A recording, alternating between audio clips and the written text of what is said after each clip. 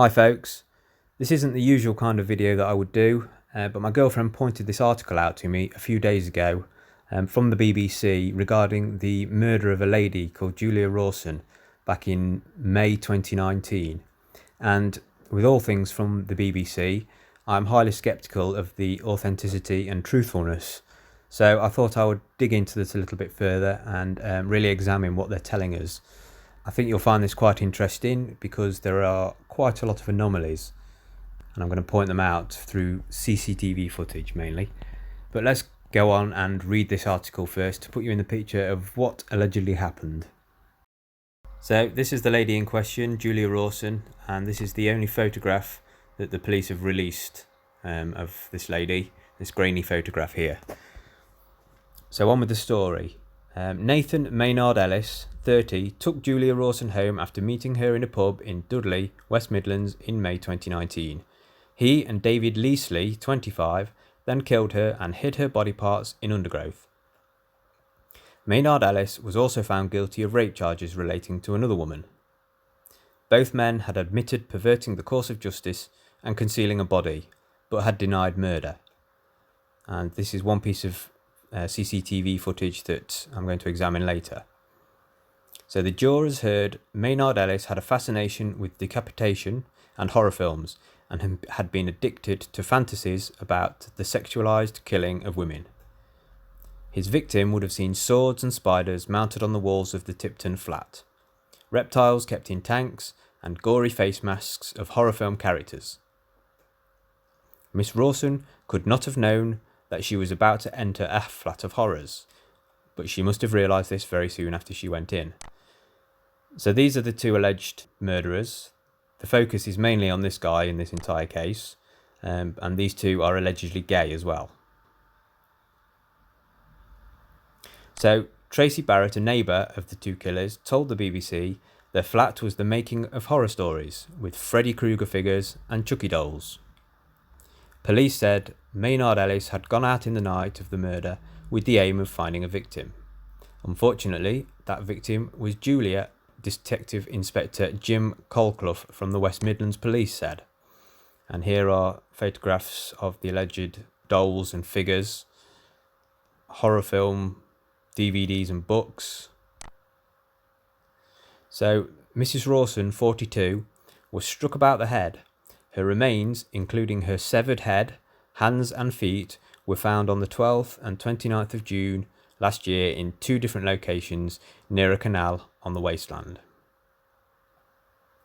So after identifying Maynard Ellis from CCTV video, when he was with Miss Rawson at the pub, he was arrested on suspicion of kidnap, and officers discovered a bloodstain underneath a new underlay in the living room of the couple's flat. So let's start at the beginning and look at where the flat is in relation to the pub that Julia was last seen in. So if we zoom in, this is the area in the West Midlands. This is Dudley. And you can see here is the Bottle and Cork pub, and here's the flat. They are 1.8 miles away by road. And first of all, if we go into the Bottle and Cork pub entrance, okay, so you can see here, this is the pub where they allegedly met. And if we zoom down into street view, here is the entrance. There is a CCTV camera here and there is one here, and we'll see some CCTV footage from this one shortly. But notice in the foreground, the pavement outside is tarmac. There's some tactile slabs just here, and there's a couple of manholes. There's a traffic light here. So before we examine this entrance any further, let's just go back and have a look at the first piece of footage allegedly taken of Julia entering another building in Dudley Town Centre. So this was the afternoon of the 11th of May 2019 allegedly, but we won't know that for sure because the timestamp's been removed, like many other of the timestamps in the videos to this case, which makes it very difficult to ascertain when the footage was actually taken. So you'll notice there's some text at the bottom, and that's because this particular clip was taken from a YouTube video released by the West Midlands Police. It's an 11-minute documentary. So I'll be using more clips from this documentary, including this next clip, which is the clip from inside the pub showing when Julia allegedly first entered the pub. And you'll notice that this particular clip is in colour, and this is only 4 seconds long, but the fact that it's in colour is quite significant. So whilst we're looking at this clip, just take note of all the black objects within the pub, the fixed objects, such as the armchair in the corner, the beer pumps, the taps on the beer pumps, the beer tray, the black beer trays, anything that's basically black or dark. Just have a look at the colour of them on this colour 4-second clip. Okay, here we go. I'm going to loop the clip a couple of times because it is very short. So just take note of all the black objects. Take a note of what Julia is wearing. It's very dark, her top. It could be black or dark brown. And look at the time within the pub. It's 4 minutes past 8. And you'll also notice that you can't actually see the door, the entrance door in this clip. And that's because it's been cropped, because we'll see it in a different clip later. Now enter Maynard Ellis, the alleged murderer. Captured on this CCTV camera, and you can tell from the street view image that we looked at earlier which camera it actually is. You can see the tarmac pavement, you can see the tactile slabs, you can see the shadow of the traffic lights, and you can see the 2 manholes. So I am confident that this is the actual entrance to the Bottle and Cork pub. You can see that the time is 22:46, and you can see that he is wearing a black jacket and black shoes, and he has a fairly light brown beard. Okay, so 8 seconds later, and Maynard Ellis enters the bar. I'm just going to scroll back a little bit there, just so we can see the back of his head. And just to take note that this guy has got short hair. He's got no ponytail. This will be important later, because this is a very, very obvious anomaly. So you'll immediately notice that the image has been changed to black and white. That's not me that's done this. This was released publicly on various websites. And I asked you to focus on the black objects within the bar earlier on. So let's just have a look again. So the beer trays are still black. The beer pumps are still black. You've got this black beer mat along here. You've got the black chair in the corner. And you'll see that he's wearing his black shoes still. But what happened to his jacket? His jacket is somehow changed to white. I'm not sure of any process that's capable of doing that without manipulation, to sort of selectively take some parts of the black and change them to white. So I would allege that this is probably a different day. He could very easily have been a regular to this pub, but the time sort of checks out, but this could easily have been added and manipulated. You can see Julia sitting here at the bar with another gentleman whose face is blurred out. This gentleman here is not mentioned throughout the entire case, which I think is significant to say the least. So let's play a little bit more. You'll see that he makes his way to the bar. He's quite a large gentleman. He's got a large beard. I think it is the same guy that we saw coming in earlier. He certainly looks like him, but now Julia is quite affectionate with this guy. She kisses him. Quite an affectionate kiss there. You'll see that she's trying to pour her beer into, or her drink into his drink, but he sort of refuses. So I think she's quite drunk. She puts her head on his shoulders.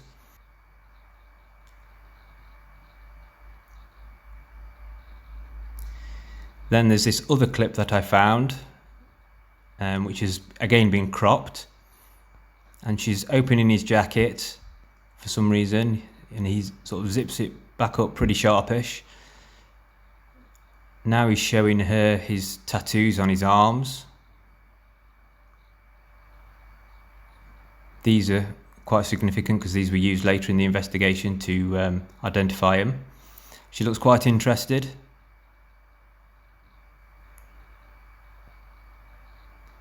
And that's the end of that clip within the pub. It is alleged that she leaves the pub with him in a taxi and they go back to his flat. There's no mention of this guy at all. But interestingly enough, they don't show her leaving with him in this taxi. They don't show them leaving together. I mean, if they've got this CCTV footage of this pub and what happened that night, I think it would be you know, quite a significant piece of evidence to show them both leaving together. At this point, she could have just easily have left with this guy here. We just don't know. So just out of curiosity, I decided to run the colour clip of Maynard Ellis entering the pub through a black and white filter, and as you can see, his coat remains black, he doesn't change it to white. Then I decided to run it through a negative filter, and it changes his jacket and his shoes and anything else that is black to white. So that was just to prove that point. So next I find this video clip of Maynard Ellis allegedly at another pub the very next evening. And what's very strange about this clip is that suddenly he's grown a ponytail and his hair has got much darker. I then find this footage, allegedly of Maynard Ellis dumping blood-stained furniture at the local tip. The guy in the red is allegedly his partner, David Leasley. You'll notice in this particular clip that his partner's face is blurred out, and there's a piece of furniture, look, that's allegedly blood-stained that they're getting rid of. You'll also notice that this man has a ponytail, and his hair is quite dark, and he looks like he's a bit of a rocker.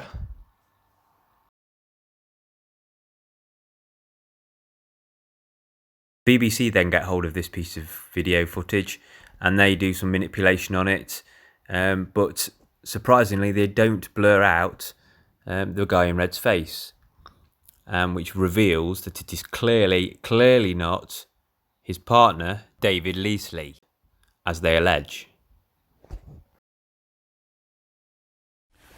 The discovery that was made on the other side of the canal here in the waste area sent a shock through the investigation team. I think we all feared that the worst would come round the corner.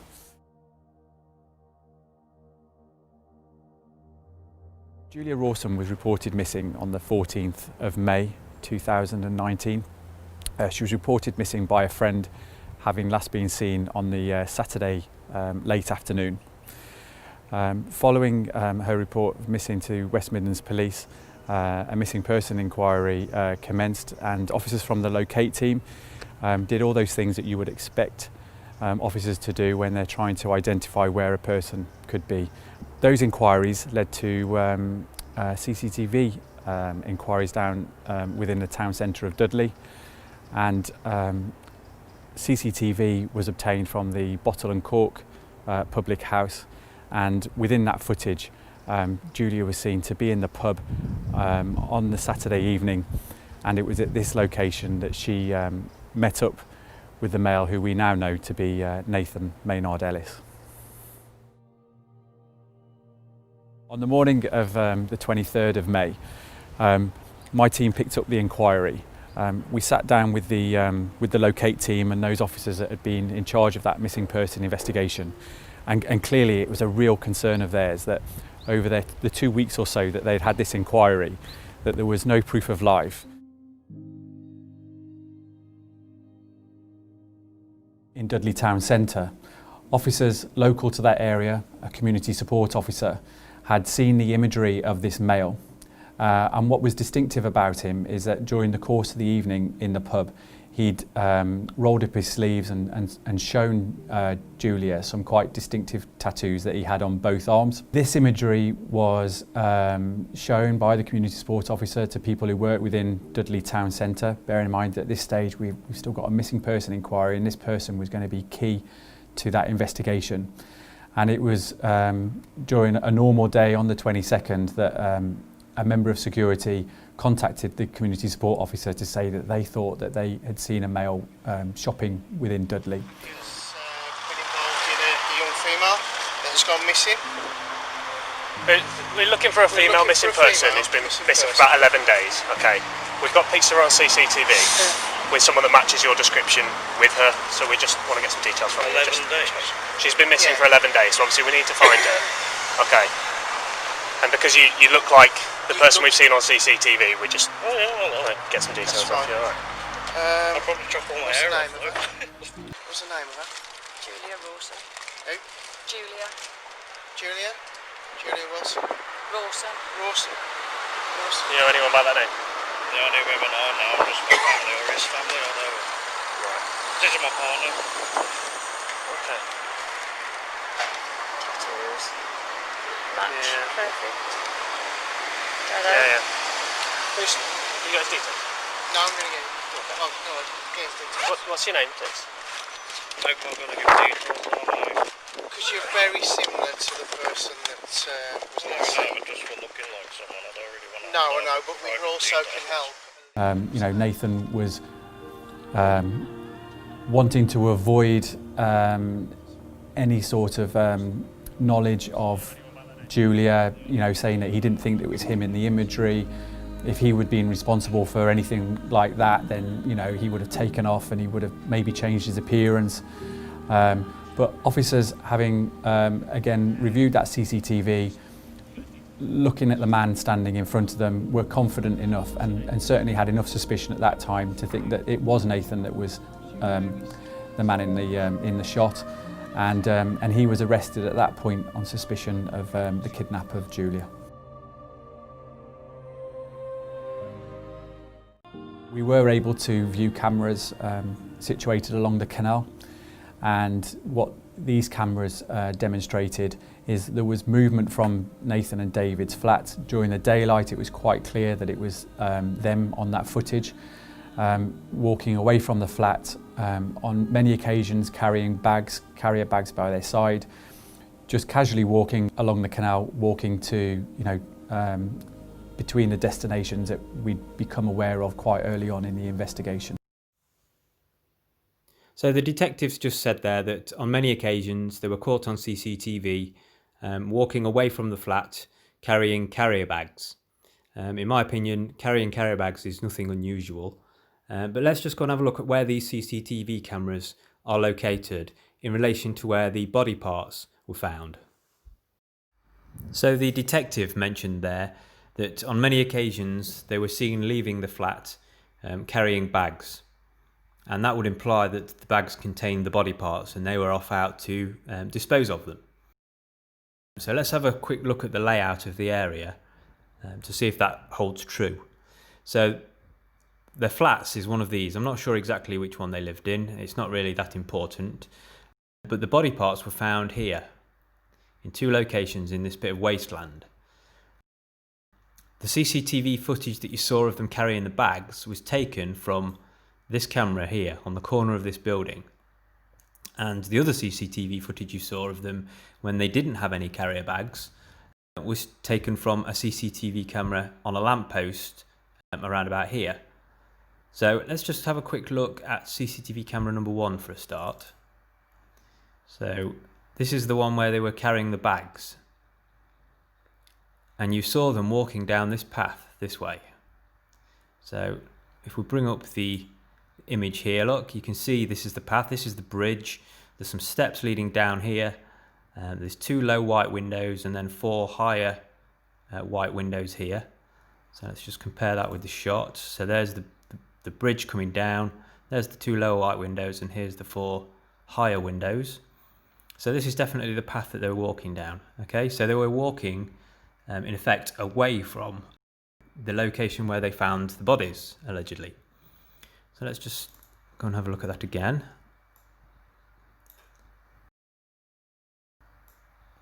So they were caught walking down here.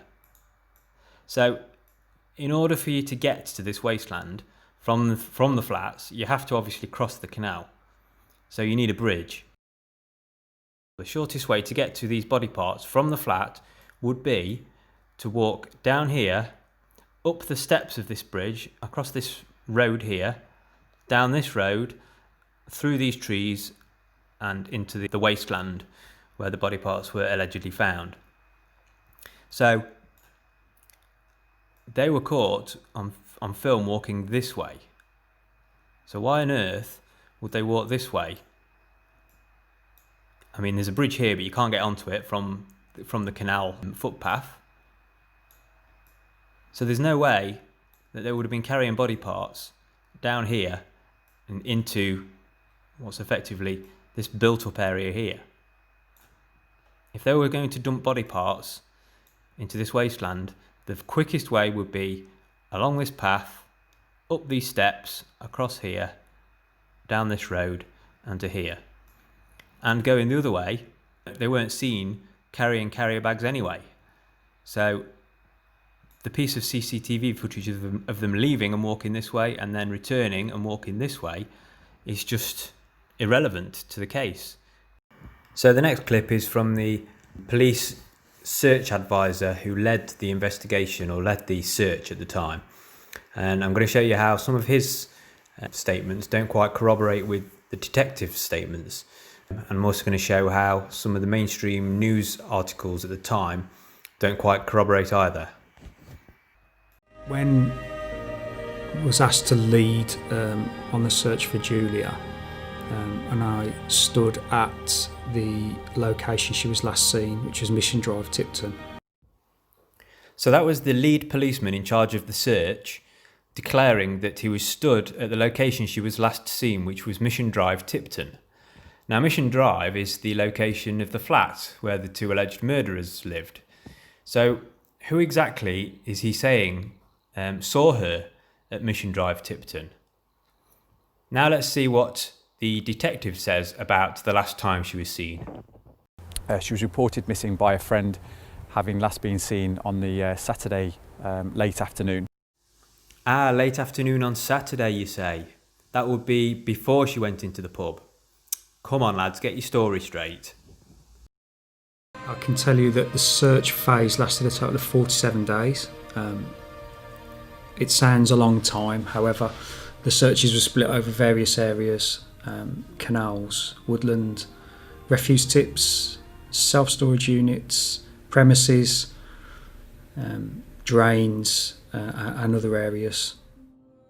And it was actually later on in the afternoon, having searched for most of the day, that I received a call from the search advisor to be informed that they'd made what turned out to be a very grim discovery. It was evident from their first viewing that we'd located body parts, and those parts had been found in two separate bags, sort of separated from each other over a distance of 20 so metres. So this is the location where the two body parts were found. And I managed to pinpoint these locations using buildings from the drone footage in the documentary. Now these are the only two places where the documentary mentions body parts were found. No other location is mentioned. And the West Midlands Police website doesn't mention any other location either. So I'll come on to that shortly. But let's just take a measurement from the body parts to the flats. And it's approximately 300 metres. Why anybody who's just murdered somebody in a flat just here would dispose of the body parts only 300 metres away from the flats, it doesn't make any sense to me. Especially when we'll hear shortly how Nathan Maynard Ellis was very forensically aware. In fact, we recovered hundreds of books from the location that just pointed towards the fact that potentially Nathan was very forensically aware. And I think this stems from an interest that he'd once taken upon doing a course around potentially forensic work. The body parts were wrapped in black material, and they were very, very well wrapped and preserved. So what is being laid here is a narrative that Nathan Maynard Ellis went out with the intention of killing Julia that night. He was very forensically aware, he knew exactly what he was doing, and he wrapped the body parts up really, really well because he was forensically aware. But if we look on the Mail Online website, it says after murdering and dismembering Miss Rawson, the pair stuffed her body parts into black plastic bags.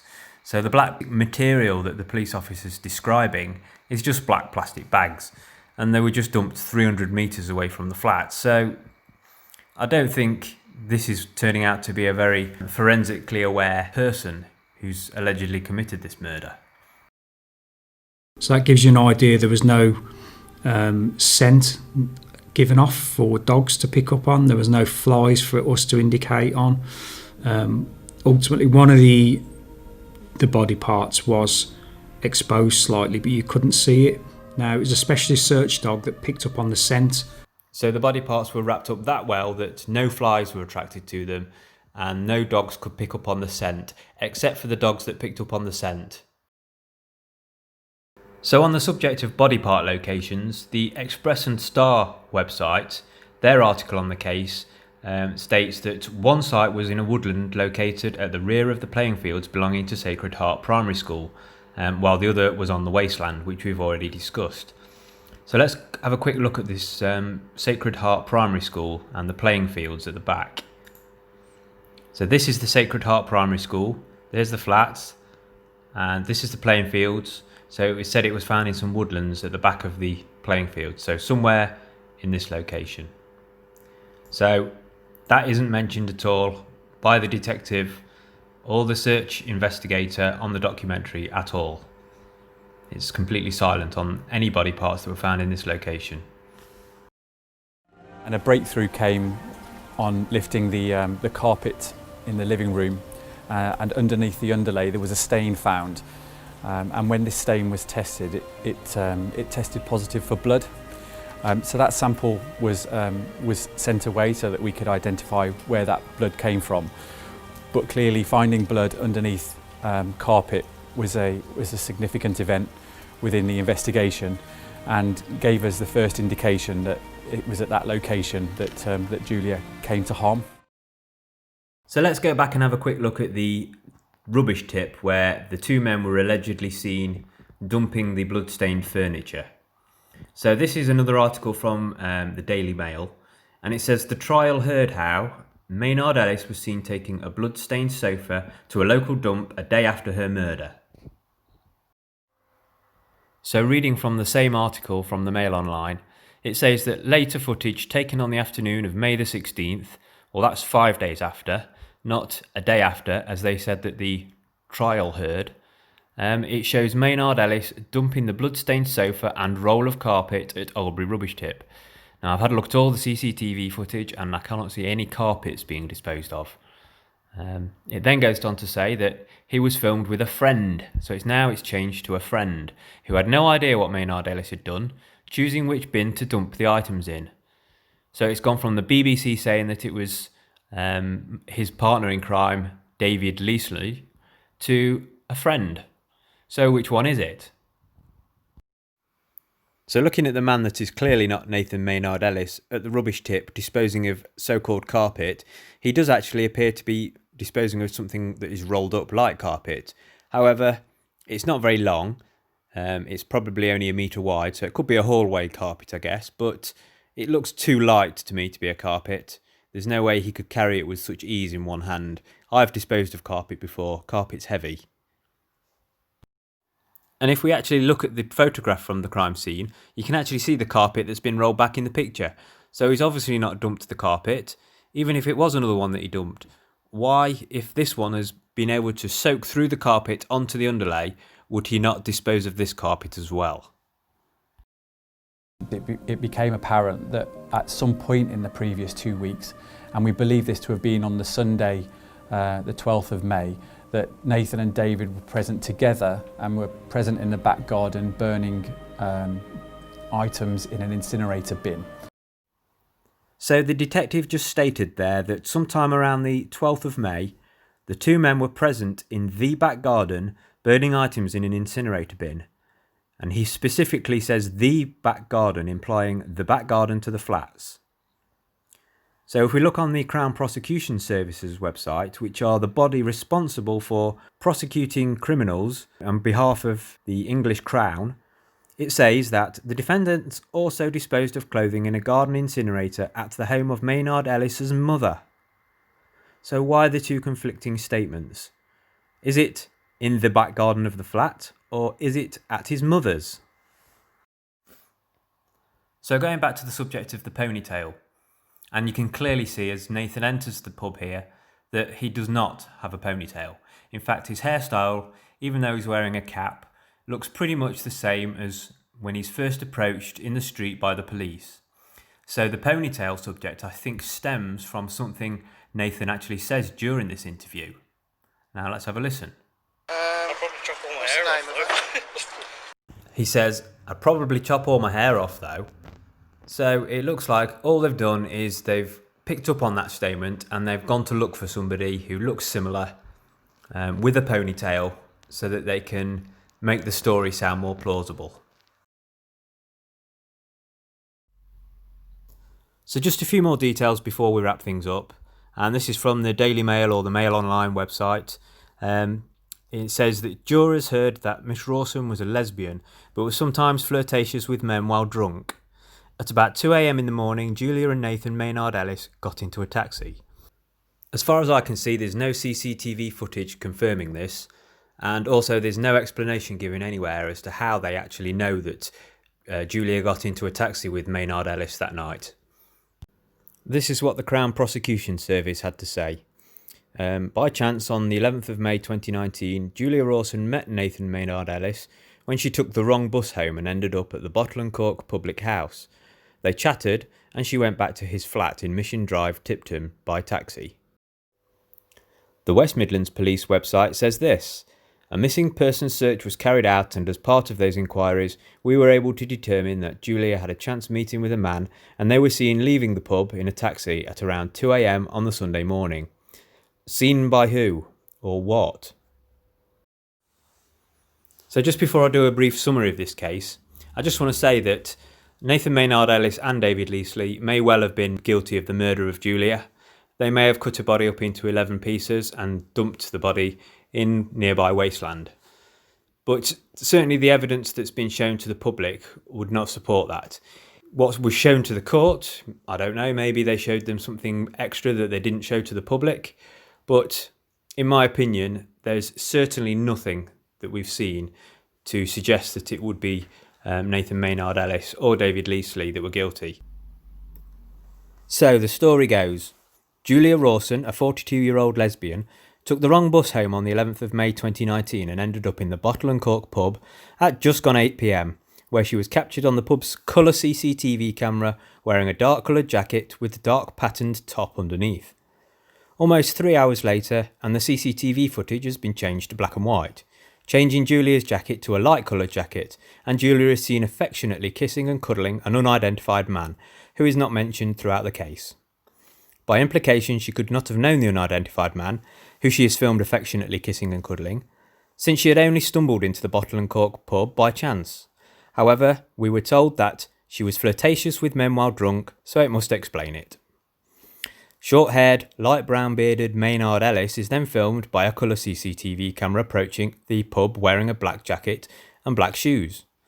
8 seconds later, he enters the pub and is caught by the colour CCTV camera that has been changed to black and white for public consumption, leaving all black objects black with the inexplicable exception of his jacket, which appears to have changed to white, like Julia's jacket.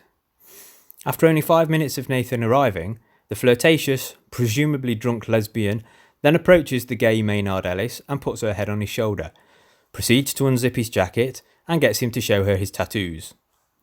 After another 3 hours at around 2 a.m, and having spent a total of around 6 hours in the pub she happened to have ended up in after catching the wrong bus, Julia and Nathan are allegedly seen leaving the pub together and getting a taxi to go back to Nathan's flat. Perhaps the most important piece of evidence showing the two leaving together, or testimony from an eyewitness affirming that they were seen leaving together, is conspicuous by its absence. This would surely be key to the prosecution. To my knowledge, there is no such evidence.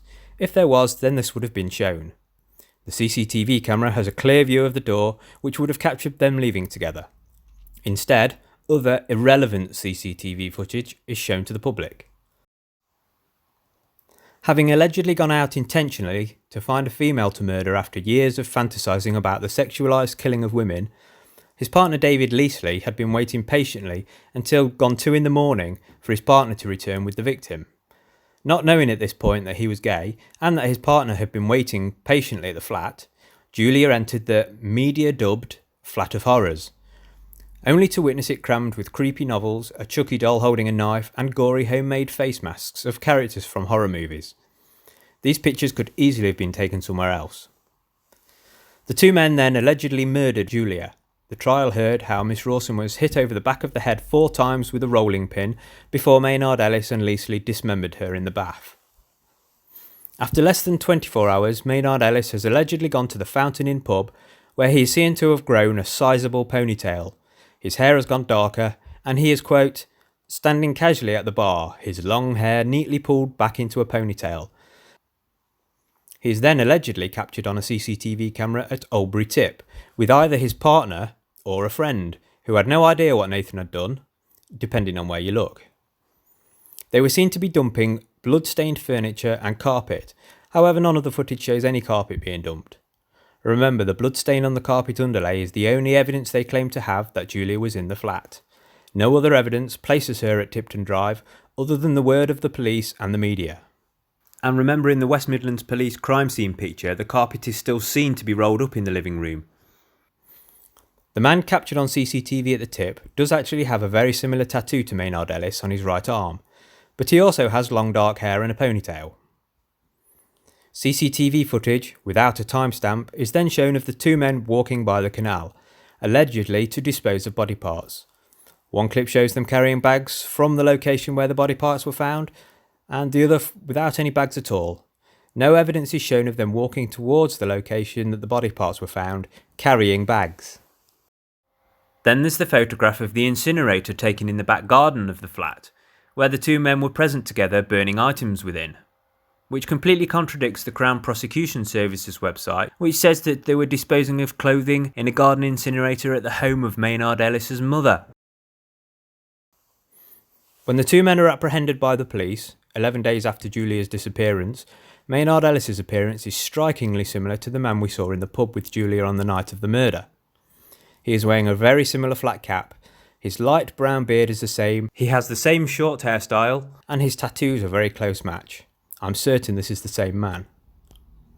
After 47 days, that's 7 weeks of searching the immediate surrounding area of the flat, Julia's remains are discovered only 300 metres away, in 2 locations 20 metres apart in open wasteland.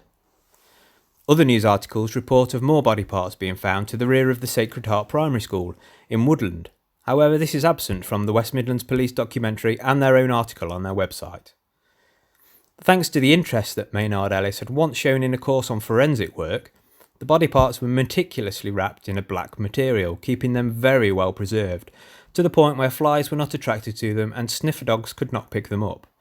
Ultimately, however, sniffer dogs picked them up, as the forensically aware Maynard Ellis had left a body part exposed. The black material was later said to be black plastic bags, so the forensically aware murderer had wrapped the body parts in black plastic bags, leaving a part exposed, and dumped it 300 metres away from his home in open wasteland, where people most likely walk their dogs. So, there were a lot of media outlets that ran this story at the time, as well as the Crown Prosecution Service and the West Midlands Police, both on their website and via the documentary, and I have to say that no two accounts are the same. A snippet of new information or information that completely contradicts other accounts are all over the place. In a fairly high-profile murder trial such as this, you would think that the evidence and narrative surrounding the case will be watertight, given the seriousness of the claims. However, in this particular case, there are many mysteries and unexplained events, from clothes changing colour to footage being changed to black and white. I mean, if they have the footage, why not just show it? They obviously have it. Why not show them leaving the pub together? The camera does face the door, and if they have footage of the men carrying bags towards the wasteland, why not show it? The reason for this complete hash of a case is yet unknown to me, and I don't really want to speculate. What I will say though is, to me, Detective Inspector Jim Colclough's nervous demeanour throughout the whole documentary suggests to me that he didn't believe what he was saying, and that he knows more than what he's letting on. I'll leave it there.